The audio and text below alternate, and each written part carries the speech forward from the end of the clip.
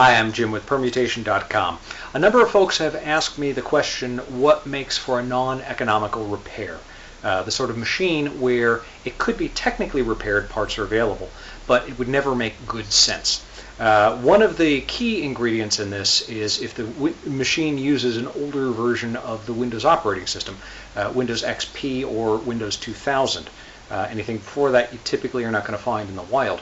Particularly XP, which expired its support in April of 2014, is the sort of machine where you should be very wary of any type of repair outside of something quite simple. I'm going to give you an example of a machine where it is an XP machine. We've already transferred some data that potentially was lost from a corrupted hard drive into the machine, and when we went a little further in the machine, we discovered a lot of other problems that ultimately make the machine not economically feasible to repair. Okay, here's a quick overview of what we've got on this machine and why I'm pretty convinced we shouldn't go too much further with it. First off, the reason a lot of the problems have been happening is because this fan, which was the main cooling fan for the case, it goes right here, had burned out. So it was no longer working at all. You can see it's actually plugged into the power supply there, and we're getting nothing out of it. It's totally dead. So that's probably a root cause of a lot of problems, because it was basically seriously overheating the machine. Now, a little bit harder to see, but certainly serious. Let's see if I can get that down there. Yeah, it's going to be hard. We've got several capacitors in here that are completely blown.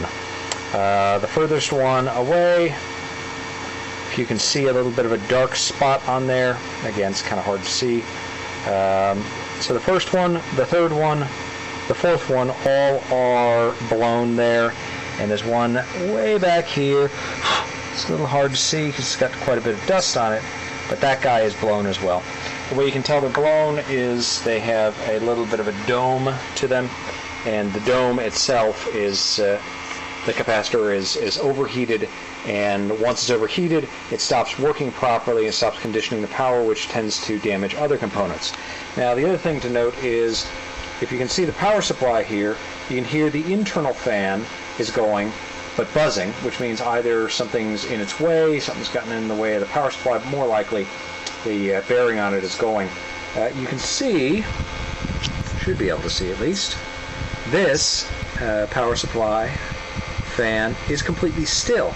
So the rear power supply fan has died as well. So the bearings have already gone on that, so it's completely seized up. Not only is that generating heat, but the power supply is not properly conditioning. So what's happening is the motherboard and the hard drives were basically cooking and cooking and cooking and cooking.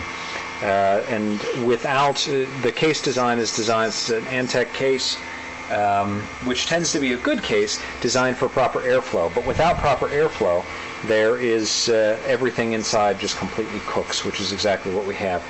Now, I put in, just to see if I could, another case fan that I had around a 120 millimeter case fan, just to make sure that that was part of the problem. And certainly with the case fan in works well.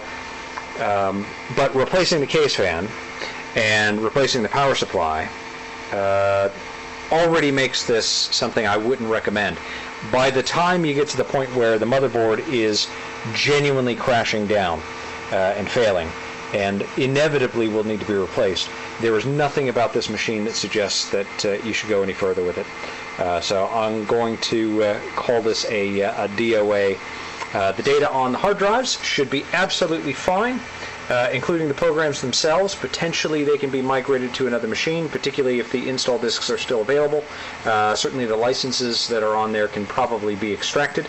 So that's not really a problem. And the machine itself does boot. So, we have a period of time where we can extract some data off of this machine. But there's just no good reason to do any further repair on it.